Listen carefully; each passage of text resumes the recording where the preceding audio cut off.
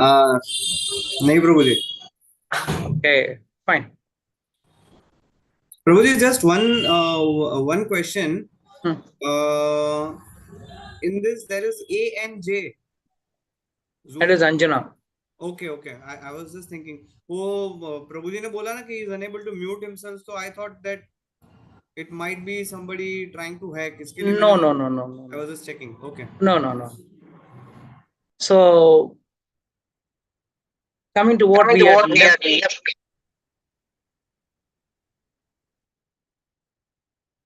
So, coming to what point we had left, let's have a recap.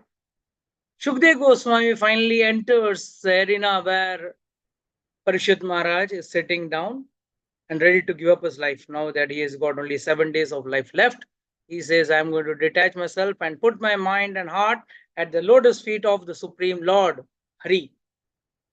At that time, Shukdev Goswami and all the other sages have already arrived, and Shukdev Goswami arrives.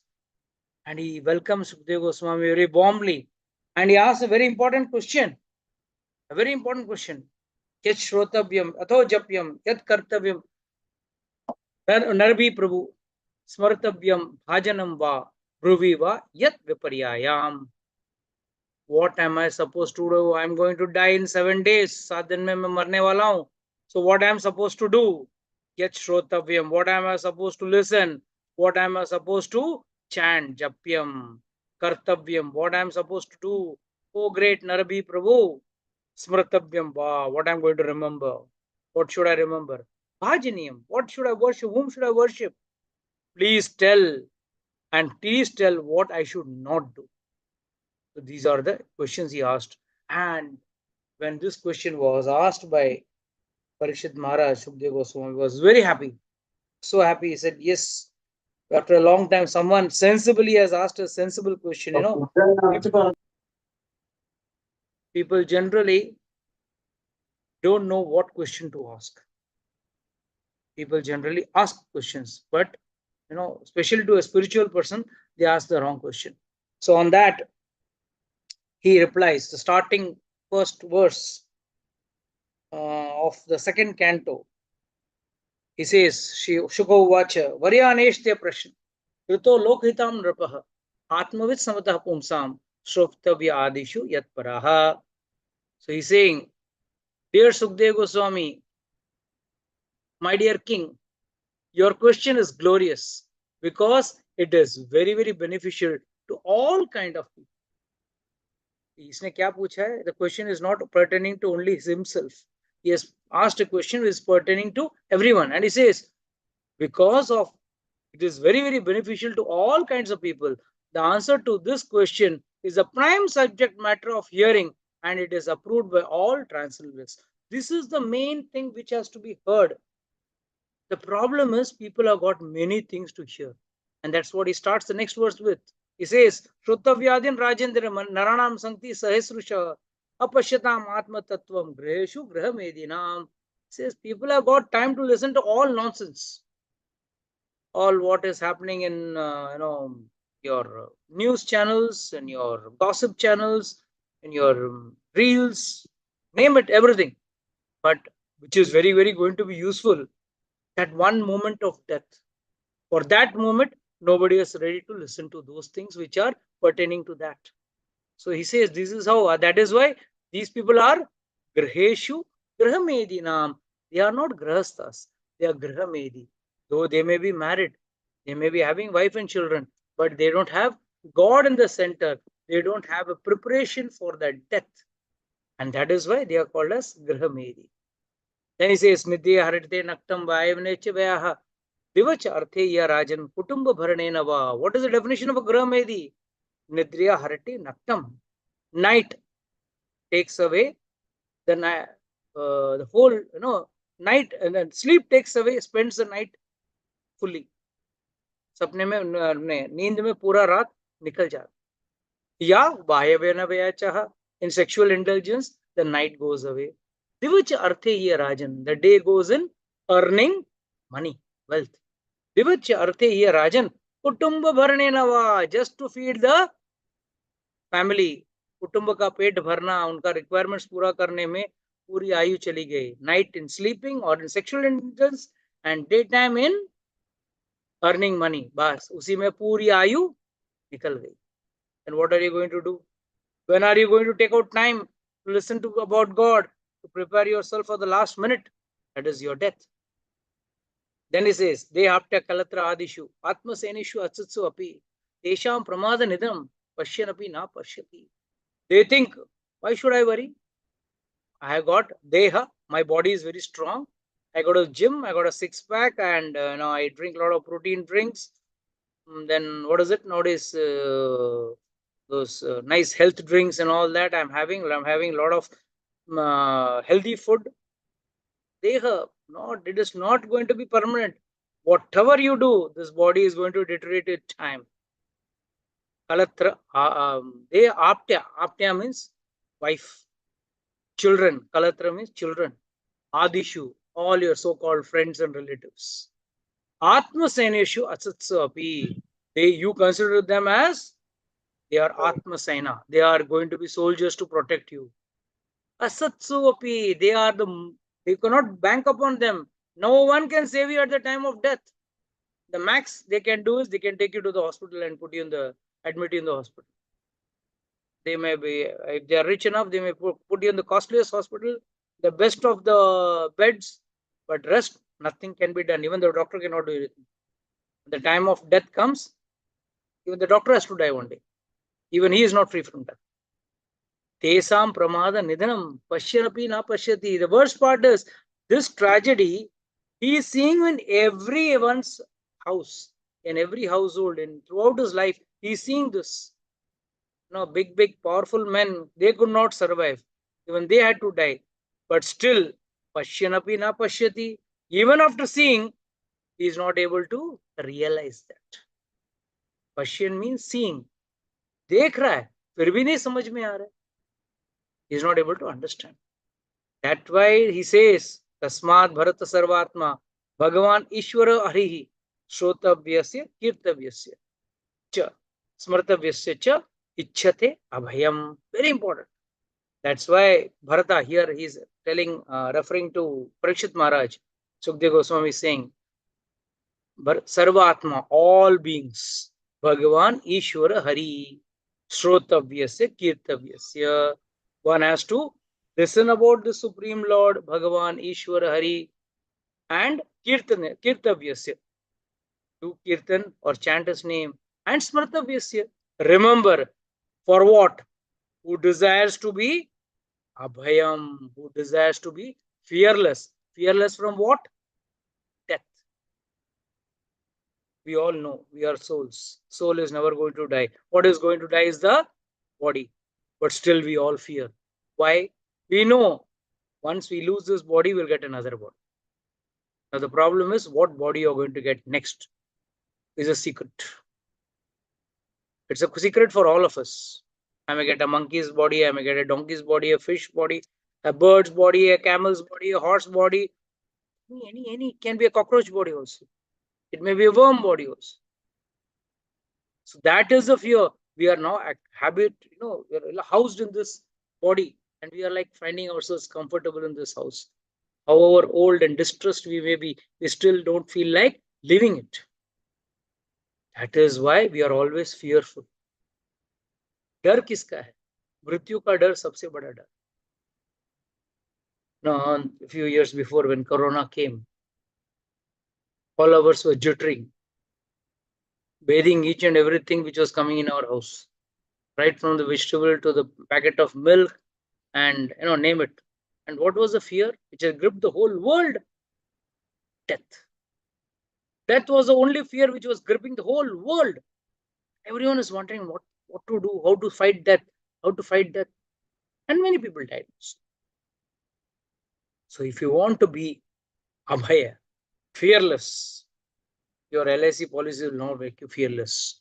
That will only make family fearless. If you want to become fearless, you want to be free from the fear of your repeated cycle of birth and death, better do devotional service. Bhagavan Ishvara Hari, Shrotavya, Kirtavya Cha, Smritavya Cha. 3 things. Listen, chant, and remember. Three things. Most of you all listen, chant to some extent, okay. But Smritavyasa, how many times you remember? You should not be remembering Saturday to Saturday or from Sunday to Sunday. It should be remembered every moment because we don't know which moment death is going to strike us. Etavan Sankhya Yogabhyam Swadharma Parinishthaya Janmalabha Parapumsan Ante Narayana Smriti. Finally, he says this very important. This is the first 6 slokas of the second canto, which is like, it is said by Acharyas, इसका एक कागज में लिख लो, role करके गले में एक ताबीज बोलते हैं ना, ताबीज में डाल के रखो. So powerful verses. Etavan Sankhya Yoga. You may be perfect in your all your yoga system, that is Bhakti Yoga, Jnana Yoga, Dhyan Yoga, everything you may be perfect. Swadharma Parinishthaya, you must be doing your duties perfectly. You may be a perfect mother, perfect daughter, perfect daughter-in-law, perfect wife, perfect mother, name it, everything perfect. Janmalabha Parapumsa. What is the highest benefit for a human being? Ante Narayana Smritihi. At the time of death, one who can remember Narayan, can remember God. For him, nothing to worry. His life is achieved success. Success materially may be how much of money you earn, how much of property you have, how big a family you have, so many things. What is your power, post, name, fame, everything. But everything comes to a full stop the minute the person dies. Then what it is just a drama. Just a drama, just a farce, which is done after your death. The actual fact is, the journey of the soul starts from the minute it leaves the body, that is death. And that is the time you are really judged whether you have achieved your human purpose of life, birth. Jivan ka, human life. After many, many births, you get a human life. And after that human life, what happens? You waste it, you are the biggest fool.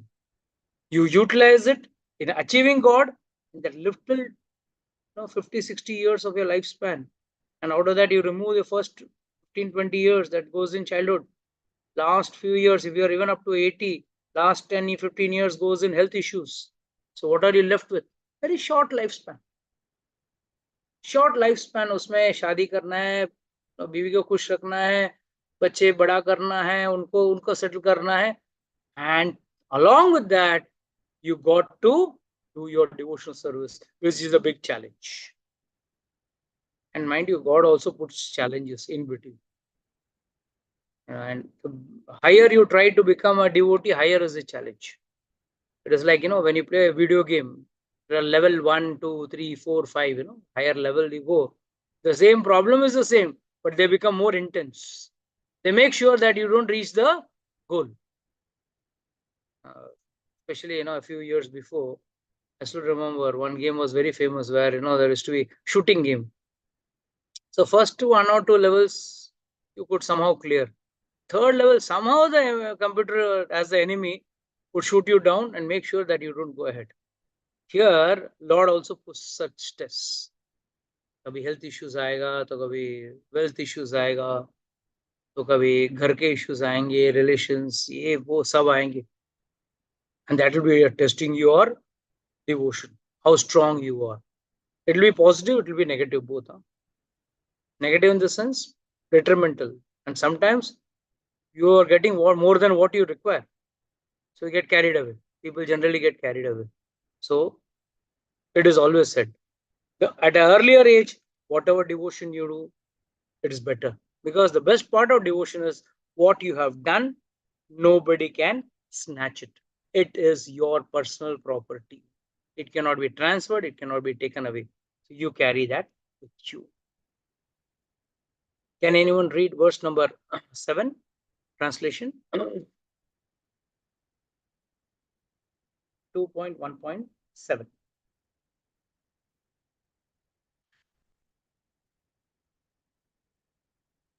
Which should I read? Please.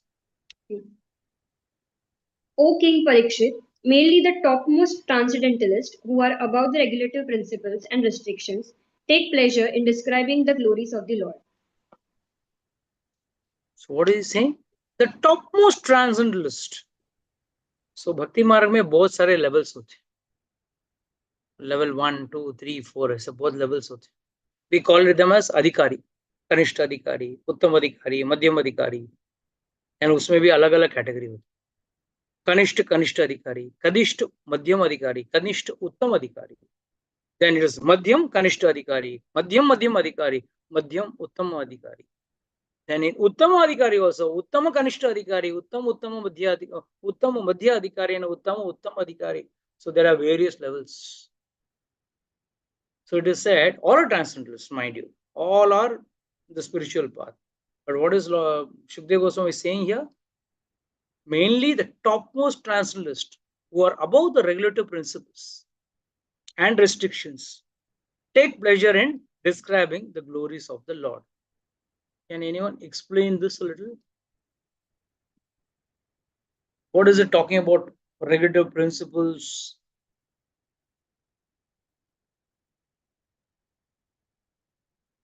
and restrictions. What are the who are above the regulative principles and restrictions? Can anyone explain this? Who are above? Above means what? जिसको regulative principles follow नहीं करना है. Yes, speak. Prabhuji, I mean, I'll just take a guess. कि at one stage जो devotee बन जाते हैं ना, for them the कर्म कांड वाले regulations वगैरह apply नहीं होते हैं, and they are the person who would be able to take pleasure in the worship of Lord. आपने एक वो story के माध्यम से समझाया था प्रभु जी कि आई थिंक सो एक संत थे, वो मतलब नियमित कीर्तन करते रहते थे, और उनको पता चला कि उनका बेटा मर गया है, तो वो बेहोश हो गए.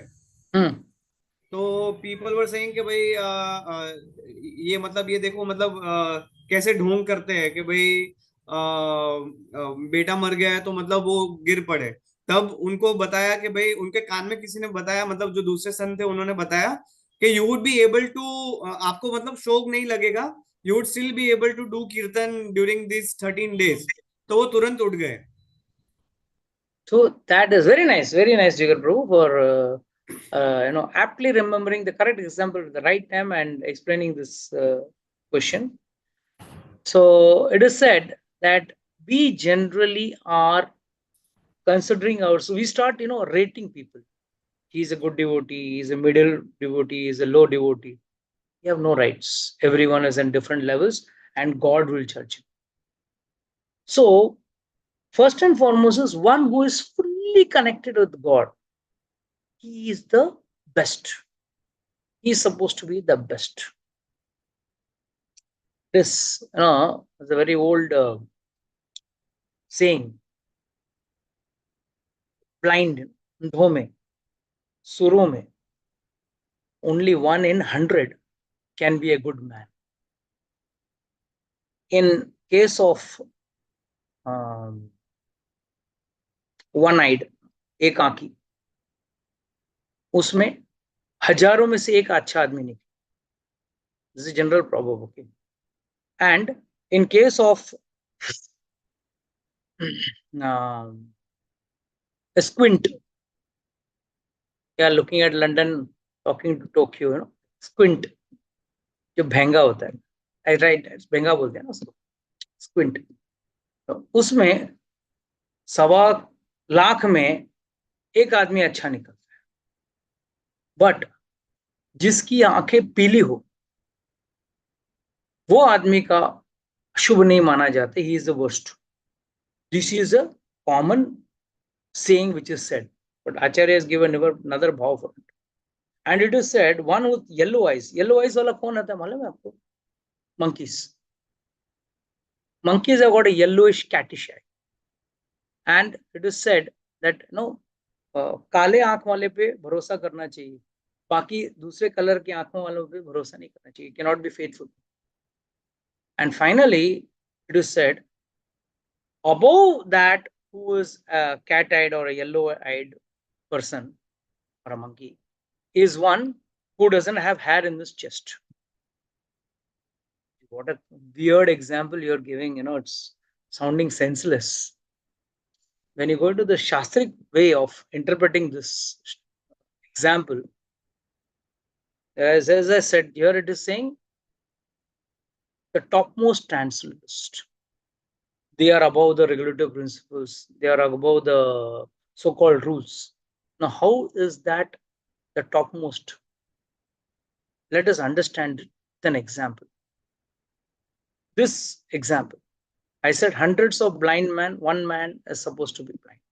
But this is not true when it comes to devotion. You should never laugh at anyone's deformities. We should never laugh, or we have no right to make any statements on someone's deformities. Okay, we are all soul, we are not body. Body is something which is external. What we are actually are, we are internally souls. तो कहते हैं इतने सारे कवि हुए, but could anyone be as good as Surdas, who was blind? Surdas was a blind man. So of all the blind, the topmost was Surdas. But of all the blind, for every 100 blind, I said one for 1 lakh, one-eyed person. Ekaki. Kaun hai? Shukracharya. You all know Shukracharya has got only one eye. How did he get that one eye? How did he lose his eye? Vamandev. Bali Maharaj. Yeah. He was that. He is supposed to be the best devotee. Yeah? Vamandev when Vamandev came to beg from Bali Maharaj, he said, no, I am a Purohita. I have to do a job of Purohita, do a job of a Guru. And he told, don't promise anything to this dwarf. He is God himself. He will take everything from you. He said, Bali said, I have already promised. I cannot. So he wanted to take water to make a prana or sankalp. So it's a small pot with a small sprout.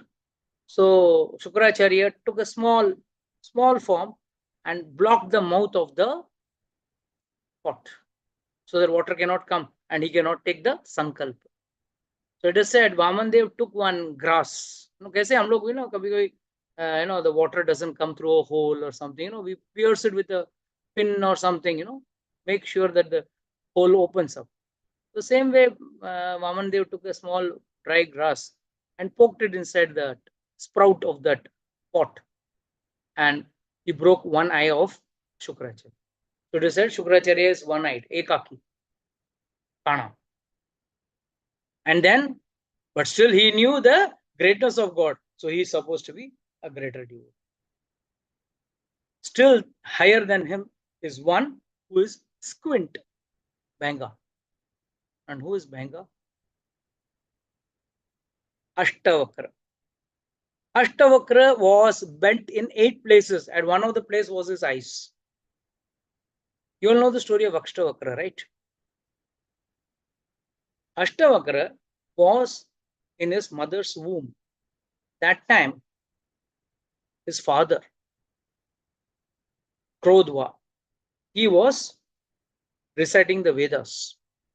And at one word, he recited it in a wrong tone or a wrong tune. And in Vedas, if one word is sung in the wrong meter and the wrong tune, the meaning changes completely. So immediately, Ashtavakra in his mother's womb itself, he was so smart and advanced. He called out to his father and said, Father, you're making a mistake. This word should be spelt like this, should be pronounced like this, and you are pronouncing it the wrong way. His father became very angry. He said, Abhi tak to bahar nikla nahi, and itni tedi medi baat kar raha hai, you are making some, all funny talks. I curse you that you become Ashtavakra. At 8 paces, you become bent. So entire body was bent. His hip was bent. His legs were bent. His back was bent, his neck was bent, his eyes were bent, nose was bent, everything was bent. So when he was born, just because before he was born, his father was invited. Varun Dev wanted to do one big yagya. So he wanted the best qualified brahmanas to do the Havan. So he appointed Janak Maharaj, the जो सीता माता के पिताजी ने उसके पहले के जनक. It's like Janak is an title, like Henry the First, Henry the Second, Henry the Third, George the First, George the Second, George the Third. Similarly, Janak 1, 2, 3, 4, there are very many Janaks are there. So this Janaka said, see, testing Brahmanas is not my job. I will assist, but I will not test Brahmanas because it's a very serious sinful act.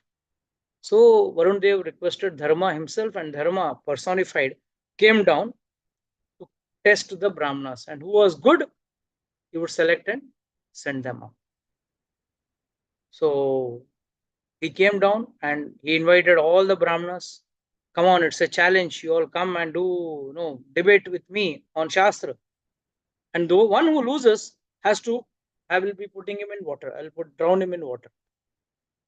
So everyone came, but he was Dharma himself, so he was the best. So he defeated each and every best scholar, best of the sages, and put them in the water. They did not die.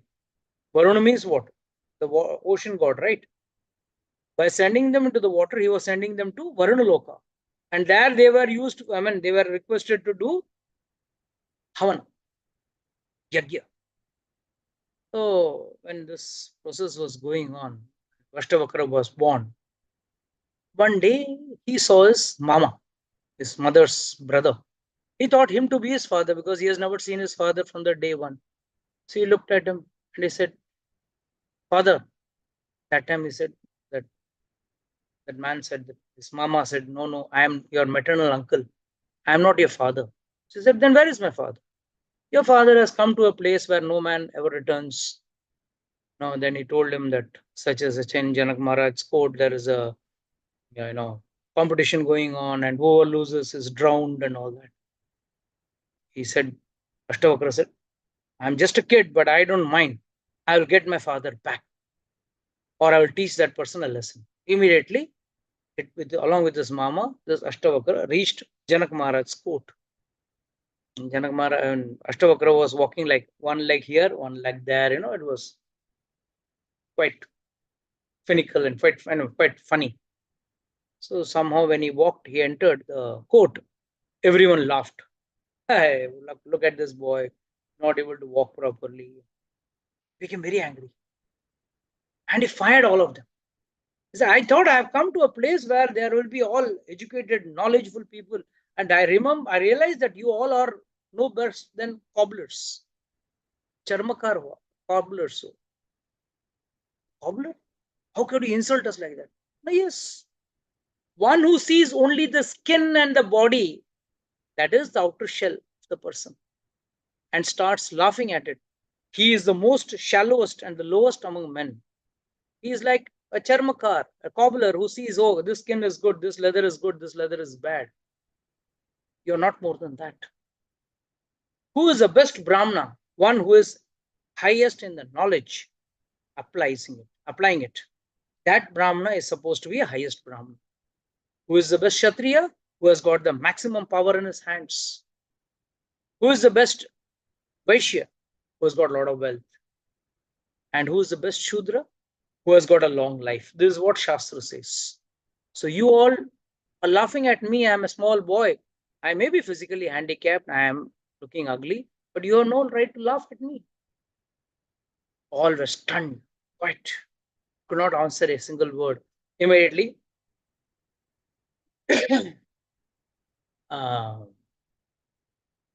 Ashtavakra was asked, why have you come? He said, I have come here because I was given to understand there is a big debate going on, and they want the best of the Brahmanas, and whoever loses will be drowned. I want to challenge that. So you're just a kid. I don't mind. I'm ready to challenge. And Ashtavakra challenged him, and finally defeated Dharmaraj himself, that is Dharma personified over there. And he told him, now you have lost. Now I will put you in water. Dharma said, see, forgive me. I have not killed anyone. All the Brahmanas till now whom I have drowned, I have actually through the water system sent them to the Varuna Loka. And I'm going to I'm going to take you also because you are the best among the Brahmanas who has defeated me in Shastrarth. Please come with me. And he took him to Varuna Loka himself, where Ashtavakra was made the topmost Brahmana. The topmost is, the leader Brahmana, what you call us. And he completed the full sacrifice. And after that, his father felt sad for his mistake. And he told him, go and take bath. There was I forgot the name, the beautiful lake. He goes and tells him, go and take bath in that lake. And when he goes and takes bath and comes out, he comes out as a normal, not just normal. He comes as a beautiful, handsome young man. So that is why it is said, out of all the one-eyed, the best was Shukracharya. But out of 1.5 lakhs of cock-eyed or bhanga, who is the best? Ashtavakra is the best. And Ashtavakra says, and out of all the cock-eyed people, one who has got yellow eyes. And who is that? Hanumanji. Hanumanji has got yellowish eyes, brownish eyes. He says the Hanuman is the most intelligent. I am intelligent. I have no doubt about it. Ashtavakra says I am intelligent. But more intelligent than me is Hanumanji. Buddhimatam Vashtam. Jnaninam Agranim. So he is the best. But Hanumanji says, no, I am not the most. I am under the command of one who does not have hair in his chest. Now, who is that one who does not have hair in his chest? It is none other than Ramchandraji. It is none other than God himself. Why? And he used to not go to beauty parlors. No, don't take it the other way. It's always said, the kid goes to an age, crosses 15, then he is, at that time, boy gets hair on his chest. Whereas it is said, Ramchandraji or Krishna, both, never grew old. You will never see Krishna with mustache. I mean, if someone idiotically, foolishly draws, it's different. Lord is considered as Navva Yovanam Cha. Lord never crossed the age of 15, at least in looks. One may say he stayed for 36,000 years. Undoubtedly, Ramchandraji stayed for 36,000 years. But he was frozen at the age of 15. Or rather, Lord is always eternally young. Why? Even you and I are eternally young. As souls, not as bodies. What rots, what goes old, it's the body. What is eternal is the soul. And the soul has got to be eternally young. It can never go old. Because we are also part of the Lord, Ansha of the Lord, fragmental portion of the Lord. Mameva Ansha Jiva Loke. So, we are also. They said, Yam Purano na hanyate hanyamani sharire. The second chapter, Lord says, God is giving the description about the soul. He says, Yam Purano. सबसे पुराना है ये आत्मा. न हन्यते हन्यमाने शरीर है. शरीर के काटने से वो कटने वाला नहीं, मरने वाला नहीं है. So Lord is also confirming it is very, very old. And how old is God? He himself doesn't. But still, he is eternally young. We are also eternally young. So, one who comes out of these rules and regulations, people generally get stuck. He rightly said, through karma kand, rules and regulations. Through, no, I should not eat this, I should do this, I should not do this. Yes, initially it has to be followed. But when you come to a level where your life becomes solely dedicated to, you do not see anything other than God to fulfill or to make someone happy. You are only focused to make God happy and no one else happy. You are focused only to live for Him. That time, you don't have to see all these type of rules and regulations because you are already soaked into devotion. It's gone in your blood. You cannot think of anything else. You're always, like rasgulla, soaked in sugar syrup. You are also soaked in devotional syrup, in syrup of your love for God. At that stage, transcendentalists do not need to follow rules and regulations. Please, none of you all, including myself, should not tag ourselves as that transcendentalist and start bypassing the rules and regulations. No, it is meant to initially follow, and we all should consider ourselves initial. But slowly and steadily, when you progress in life, you will definitely achieve a stage when you will not have to do it. I've put it in a very raw and a simple example. When the child is in, first standard or second standard, you ask the child, the maths paper is given to the child, 3 plus 5 is equal to, and the child does 3, then 5, and then it counts 3, 4, 5, 6. That's the way the child counts.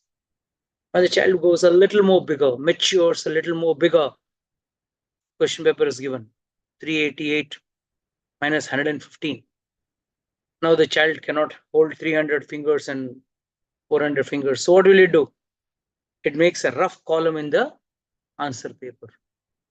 A small column is made, and there it writes 315 minus 185, whatever it is, and then the calculation is done. Whereas the same child, when it comes to engineering or might be higher college level or higher school, even SSC level or college level, he has to do most of the mathematics mentally. He will not be in a stage of doing it neither through hands or through rough work. That shows the person is matured. So can you say, this boy has never done maths by counting in his hands or doing in rough columns? We all supposed to be educated. So we all came to our graduation or post-graduation level, whatever maths or whatever higher studies we had to. We never had to refer the way we had to refer in our childhood days. So this is how we matured in our studies or in our academic life. The same applies in devotion also. In devotional life, initially, yes, the rules are more than devotion. But slowly, rules become a part of life. First rule, the most terrifying rule, the most troubling rule, get up early in the morning. Oh, my God. So troublesome. You feel you have done something great just by getting up early in the morning. But the same person, in due course of time, couple of years, when he starts, it becomes a routine for him, getting up at morning at 4:35. It's like child's play, it's a routine. Then for him, that rule is not a rule. It's a way of life. It's a way of how he is going to live throughout his life. Once he starts giving up his bad habits, might be his drinking, smoking, meat eating, intoxication, illicit sex, gambling, whatever bad habits he may have, once he gives it up, then it is very easy for him. It becomes a routine. Initially, it is very difficult. After giving up, things suck him. Come on, let me have some. Let me have, it's a party time. Once in a while, it's allowed. It's good, I can do it. Means what? Once a person has conquered his mind, made the mind his slave. Initially, we are all slaves of our mind. But through devotion, one has to make his mind his slave. Control it. Control desires. Control his senses. And then these rules and regulations do not make a big, stumbling blocks. And he doesn't consider also, if you don't get up at 5 o'clock, he gets up at 6 o'clock, no problem. Because whether he gets up at 4, 5 or 6, he is soaked in devotion. I'll tell you a small story. before we conclude this class today. Once, it's a true story. Once one of the sadhu akhadas, they called as akhadas in Vrindavan, a very well-known person was staying with his guru, his teacher, spiritual master. And suddenly another spiritual master happened to come. No, not spiritual master, as one of his god brothers, teacher's god brother, happened to come over there. And he spent a nice time over there discussing with them. And they all slept on the top of the hut, not a hut, building. It was a single roof building, single floor building. So they were all sleeping on the ceiling, rather the terrace. It so happened that next day morning, early morning, all the sadhus got up in time. But this visitor was continuing sleeping. And it was the rooftop. So sunlight was blare on the head and on the eyes. But this person was dead asleep. And the student, main teacher student, was wondering what type of sadhu he is, what type of devotee he is. Sleeping it's already 10 o'clock in the morning. By 10 o'clock for sadhus, it's half a day gone. Like their chanting is over, their yagya is over. So many, rituals, morning rituals and all they got there. It's all over. And it's 10 o'clock, the sun is blaring right on the head almost. And this person is dead, sleeping dead. Finally, he went to his guru, his master, and he asked him, Master, your god brother is sleeping up there peacefully. It's already 11 o'clock. And what should I do? Should I wake him up or should I leave him? He said, idiot, don't ever think about waking him up. Why? You think he is sleeping, but the actual fact is, mentally he is not in this world itself. He has transported himself to another realm, another world, and he's serving, he's in some pastime of Lord. Let him wake up the way he wants. And finally, that person woke up at 3 o'clock. The person woke up at 3 o'clock. And he said, my God, what a feast it was. This young boy was wondering. This fellow is sleeping like a fool up the whole day. And he's saying, what a feast. And he asked, what feast you are talking about? No, I had gone to the realm of Krishna's picnic. All the Gwal Bal were having picnic. And we ate a lot over there. And he was full. He was burping. He was overfull. Sanatan Goswami. True story of Sanatan Goswami. Sanatan Goswami used to have 3 spoons of, when his old age, he used to have 3 spoons of chas, buttermilk, every day. Just imagine. 3 spoons of buttermilk. Finally, one day, he met with a stomach upset. The physician was called. He checked. He said, he checked his nadi and touched his stomach and all. He said, you're overeaten. You're really sick. You should not eat anything for 2 days. And don't overeat like this. And the physician went in. And all these people asked, Sanatan Goswami, we have never seen you drink more than 3 spoons of chas. Where is the question of overeating? No, yesterday it is my mistake. I had gone to meet Krishna and there was Chappan Bhog. He offered me and I also ate Chappan Bhog over there. So what do we understand from this? That's the actual ultimate realm of devotion one has to reach. That is what is mentioned in this verse. One should not take this, this applies to me. No, it does not apply to us. It applies to those people who have reached the epitome of devotion. Devotion to that level where they know, yes, they are one with God. Whether they're sleeping, whether they're eating, whether they're standing, at all times, they are always joined with